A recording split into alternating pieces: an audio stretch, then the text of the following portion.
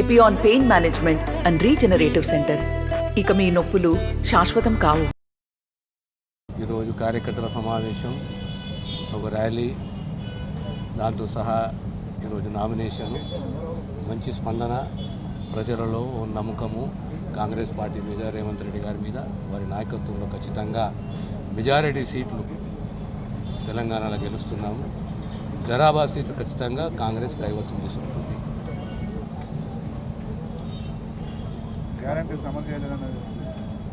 జీవితాంతం అబద్ధాలు మాట్లాడారు తప్ప ఇంకా వేరేది ఉండదా? గ్యారెంటీలు అమలు చేసినాం, మిగిలిన గ్యారెంటీలు కూడా అమలు చేస్తాం. మేము వచ్చి 4 నెలలు అయింది. మాట ఇచ్చినాం, మాట నిలబెట్టుకుంటాం. ప్రతిపక్షం అన్నప్పుడు సహనము, ఓపిక ఉండాలి.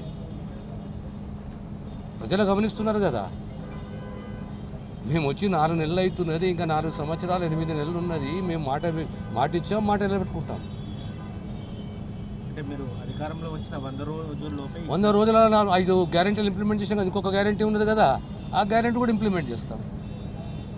అంటే మీ కాంగ్రెస్ పార్టీకి మాజీ మంత్రి హరీష్ రావు సవాల్ ఇస్తారు. ఎల్లుండి నేను అసెంబ్లీ ఆయన సవాలు విసురుతూనే ఉంటాడు 10 ఏళ్ళ నుంచి. ఎన్ని అబద్ధాలు ఆడారు, ఎంత మోసం చేసారు, కుటుంబ పాలన ఏ రకంగా పరిపాలించారు, ఎట్లా చర్చ, ఏ రకంగా స్వేచ్ఛ హరించబడ్డదో ఇదందరికీ తెలిసిన విషయమేనా? కొత్తనా ఇది? తెలంగాణ ప్రజలను, తెలంగాణ సమాజాన్ని ఎప్పుడు గౌరవించాలి, ఆదరించాలి. ఎందుకు అంటే మౌనంగా తిరగబడి ప్రజాస్వామ్య పద్ధతిలో ఒక కుటుంబానికి చర్మగీతం వాడి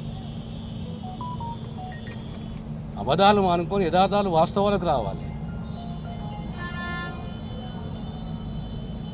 ప్రజలు గమనిస్తున్నారు, మాకు ప్రజల మీద నమ్మకం ఉన్నది. మేము సంక్షేమము, అభివృద్ధి రాష్ట్రంలో జాతీయ స్థాయిలో ఖచ్చితంగా సమాజానికి, దేశానికి, ప్రజలకు అందిస్తామని పూర్తి నమ్మకము, విశ్వాసము మాకున్నది. అభ్యర్థులు 2 ఉన్నారు. ఇక్కడ సురేష్ కుమార్ షెట్కర్ గారు, ఆయన జీవితం వాళ్ళ తాత ఎమ్మెల్యే, వాళ్ళ నాయన ఎమ్మెల్యే, ఈయన ఎమ్మెల్యే, ఎంపీ, కుటుంబం లైఫ్ లాంగ్ 24 గంటలు 24/7 మొత్తం అవైలబుల్ ఉంటారు. గతంలో బీఆర్ఎస్ నుంచి 2 సార్లు ఎంపీగా చేసిన వ్యక్తి బీబీ పాటిల్ అనే వ్యక్తి. 10 సంవత్సరాల్లో రాష్ట్రంలో గవర్నమెంట్ ఉన్నా కూడా మా కామారెడ్డి ఏరియాలో ఎవరు బీబీ పాటిల్ గుర్తుపడతారా అంటే ఎవరు గుర్తుపడతారు. ఆయన ఎవరని కూడా తెలియదు. ఆ వ్యక్తి జస్ట్ కండువా మార్చుకున్నాడు. 10 సంవత్సరాలుగా అధికారంలో ఉండి ఇప్పుడు కండువా మార్చుకొని భారతీయ జనతా పార్టీ కండువా మీద వస్తున్నారు. ఆయన ఏ గ్రామం తిరగలే, ఏ ప్రాంతానికి రాలే, ఒక తీసుకురాలి. ఇదే సురేష్ షెట్కర్ గారు ఇలా నాందేడ్ రోడ్ ఈ రోజు ఉన్నది అంటే మేము దామోదర్ అంతా కలిసి అప్పుడు జోషి గారు కేంద్ర మంత్రితోని ఇంత పెద్ద రోడ్ శాంక్షన్ తీసుకొచ్చినాం. రైల్వే గేట్ కామారెడ్డి అలాంటి ఏ దానికైనా రైల్వే కేంద్రంలో కోఆర్డినేట్ చేసుకున్నాం. నేను మీ ద్వారా బీబీ పాటిల్కు ఛాలెంజ్ చేస్తున్నా, మీ 10 సంవత్సరాల్లో మీరు ఒక్క పని చూపించండి. ఈ టోటల్ జైరాబాద్ పార్లమెంట్లో మీరు డెవలప్ చేసేది ఒక విషయంలో చేయలేదు.